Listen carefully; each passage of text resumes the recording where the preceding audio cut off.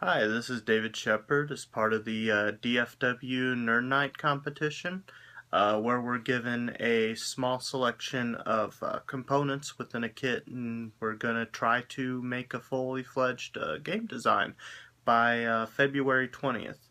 Now, I do not have my kit yet, however, based on the actual video of what is inside the kit, I've started a couple different concepts. The first one I want to talk about right now is Panduiki. Now, because the kits are actually provided by Panda Game Manufacturing, it's going to have a couple of components that are more exclusive towards that particular manufacturer, such as a little meeple that's painted like a panda, which in this case will be played by a miniature little lion from Parcheesi, as you can tell right there. Just for testing purposes, of course. And then you'll have card stands attached to the cards, which will tell you which characters you are. I'll be using those card stands, as well as the 5 colored markers shown here, as well as the 5 colored disc, as well as dice, as well as the 75 cards are unfortunately all spoken for. Now, Panduiki is actually a trick take that style game with the basic concept of the panda is actually a darker god type character who demands sacrifices, and you play one of the 3 to 5 tribes who decides maybe the other tribe's maidens are a little bit more delicious than yours. Now, for the main tracking of the game, there's going to be 2 different types of tracks. The first one is going to be the maiden chart. Everybody starts the game with 5 maidens, as well as the altar chart, where you're going to be trying to push your opponent's maidens closer to the Panduiki altar where they will be sacrificed.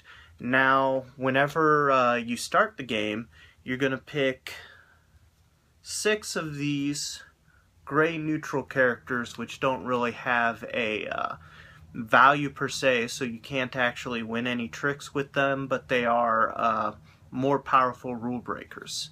And then based on the number of players, you'll have the different tribes that get added, such as the blue tribe, yellow, etc. and so forth. Whichever players are included, you're going to grab the color cards from those tribes and then mix them into a central deck with the neutral characters.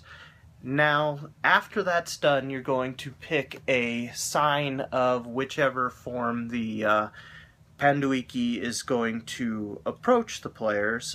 So, for example, the sign of the harvest, which has a couple conditions onto the card itself.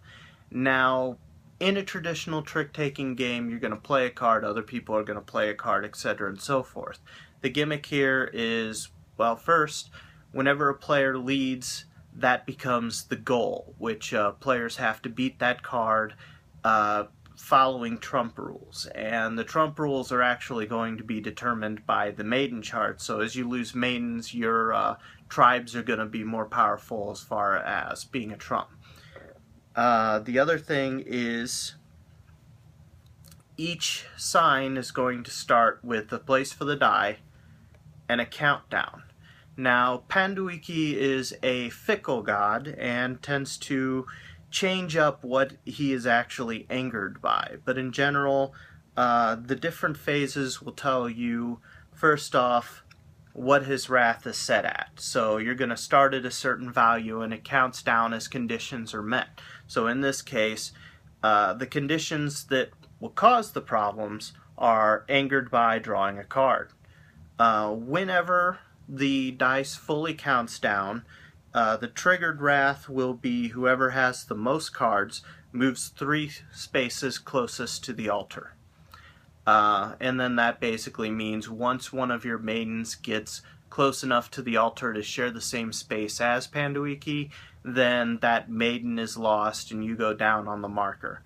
Now, the other thing is the benefit of winning a trick is related to the trick boon itself. So in this case, if you win a trick now, you would move an opponent's maiden one space closer to the altar.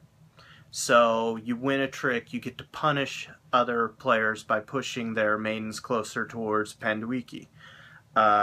Naturally, whenever the Wrath gets triggered, this card gets discarded, and then a new card comes out. There's going to be 8 different Wraths, so either the game's going to end in one way to where somebody has lost all 5 maidens, or you actually survive all 8 phases of Panduiki's Wrath. Now the other thing is, since your color tribe gets mixed in with a bunch of other color tribes,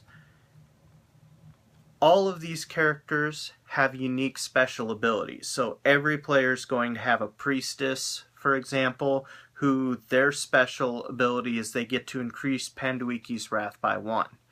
Or, for example, the Historian, where if you get to use that ability, you get to claim a card from the discard.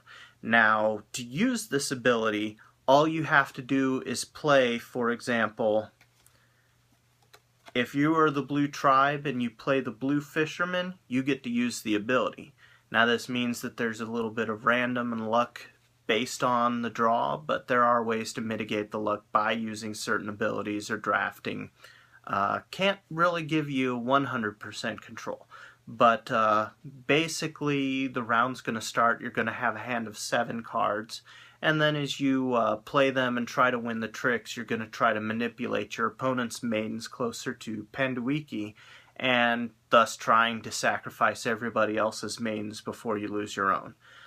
So that's basically the overall view of Panduiki. It has not been tested yet, however I'm fairly optimistic going into this. And I want to thank the Nerd Nighters for this opportunity to actually compete with some fairly strong competition. So, see you later.